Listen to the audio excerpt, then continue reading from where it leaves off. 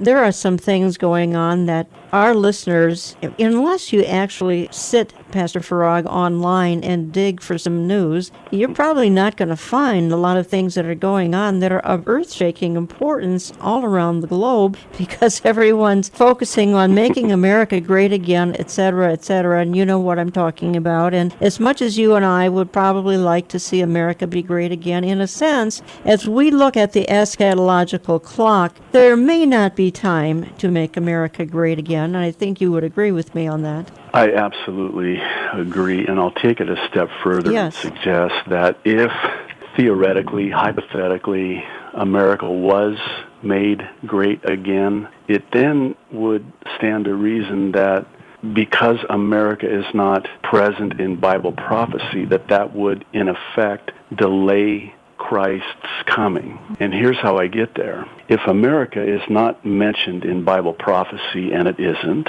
and America was to be made great again, then it would stand to reason that America's position and posture geopolitically would be pronounced in the sense that we would become a player again, great again, on the world scene. And when I read my Bible, I don't see America in that position, having that posture. Well, I would agree with you. It's just that we don't know God's timetable. I really expected the Lord to come back in the late 1970s after I was really getting educated on some of these topics, and but we didn't have the convergence of science back then that we have today. Let me ask you a question here, because there are listeners thinking, well, I want to be active in getting folks out to vote. We certainly want to be praying for the country, praying for the world. We want to be salt and light. We want to delay the decay. What do you recommend? I mean, we see a very kind of a dark horizon for America. We don't know if that could happen in a week, a month, a year, or 10 years. But then what would you be recommending for listeners? Well, that's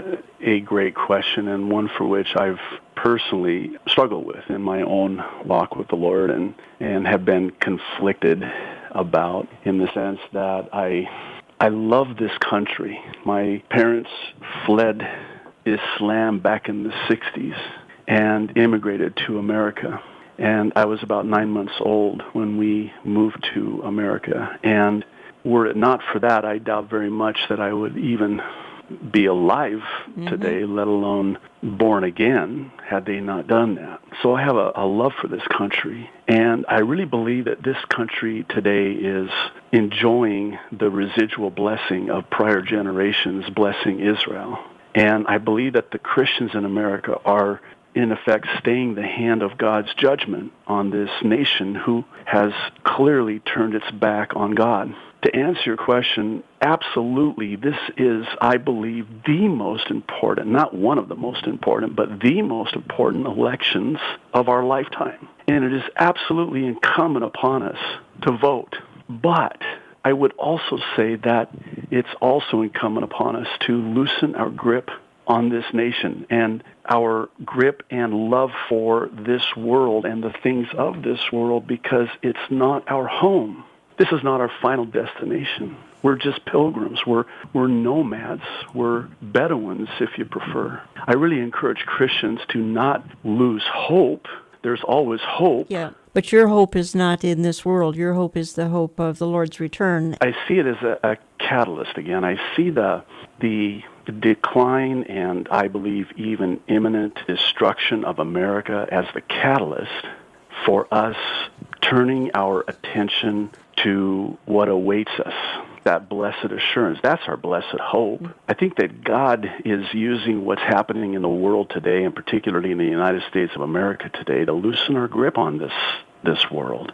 Well, to ready us for the next. Yes, to ready us for the next. Let me ask you this then, because if in fact the spotlight is going to go off of America, it would seem, and this would be a Bible-based statement I'm about to make, that the Bible refers to the part of the world that is going to be revived and refers to a city sitting on 7 hills. I think that likely is a reference to a revived Europe, that the Antichrist likely going to come out of Europe. And you and I were talking a bit about this off air. Okay, if America is going to decline, well, let's be honest. The European Union is declining more rapidly than America. Yes. Europe kicked God out, some 50, 60, 70 years ago, and we've been doing it here the last 30, 40 years. There are serious consequences to that, but how do you then reconcile, and we've had a good discussion on that, the fact that Europe is imploding as we speak, and yet she's going to have to rise if, in fact, Antichrist is going to come out of Europe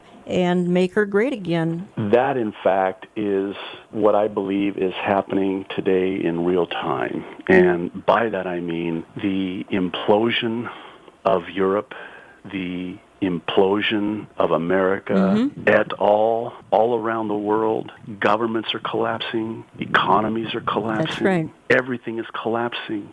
Perfect timing, right on schedule, if I can say it that way, because it will be on the heels of said implosion / destruction that the Antichrist will arise, and the world will embrace him as their Savior, their Messiah. Antichrist does not just mean against Christ, it also means in the place of Christ.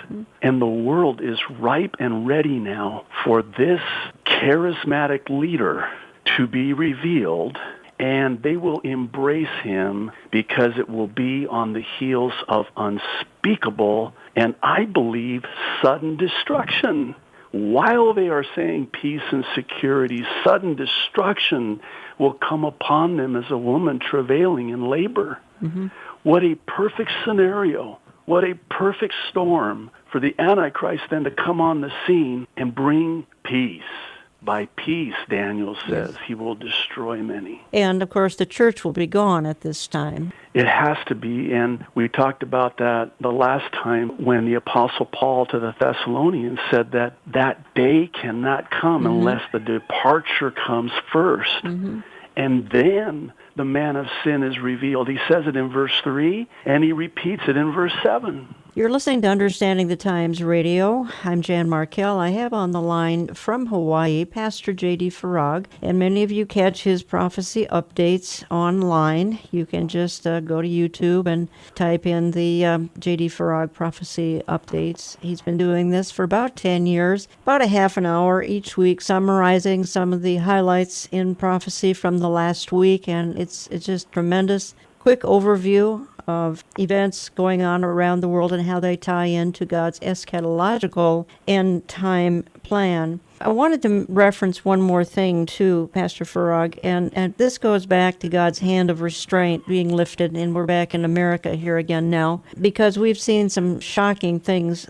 that have either transpired or about to transpire, particularly in New York City. Back in September, we had the goddess Kali, Hindu demon god, flashed onto the Empire State Building, in a sense seemed to be a symbol, a gesture anyway, that New York City was under the spell of a demon goddess. Well, we're going to have some remnant of the Temple of Baal coming to New York here in the next few months, other places of the world as well. And it seems like one of the end-time prophecies that evil would wax worse and worse. Boy, that is literal. We've got demon gods and goddesses showing up in our major cities as God makes an exit. Of course, he's not leaving. We're throwing him out. Well, of course, the breaking news the last couple of weeks is about this Temple of Baal to be erected in Times Square, and not just Times Square. No. There was one report, I think it was,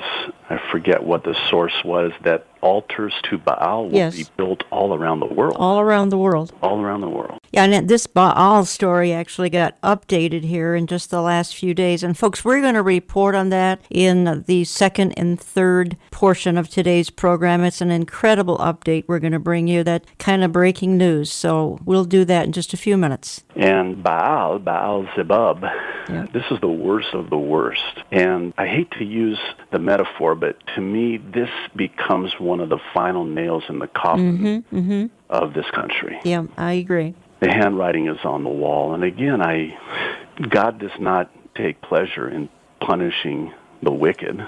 It's not God's will that any should perish, but that all should come to a saving knowledge of Jesus Christ. But there has to be, I think, at some point, especially for Christians, there has to be an awakening where Christians will wake up and look past all of the political rubbish that they see on their TVs and on their computer screens, and look past that and understand that this is exactly what we were told would happen. You look at the ensuing chaos in the United States of America. I mean, we are talking about things as it relates to this current election that we have not talked about for generations. People are in fear of what's going to happen. And here's the thing, we still have 9 months. Yes, we do. Till the election. So much can happen in 9 months. So much can happen in 1 month. So much can happen in 1 week. James says, be careful when you say, I'm going to go into such and such a city and do business there and make a profit there. You don't know that. Your life is but a vapor. Yeah. You should say, Lord willing.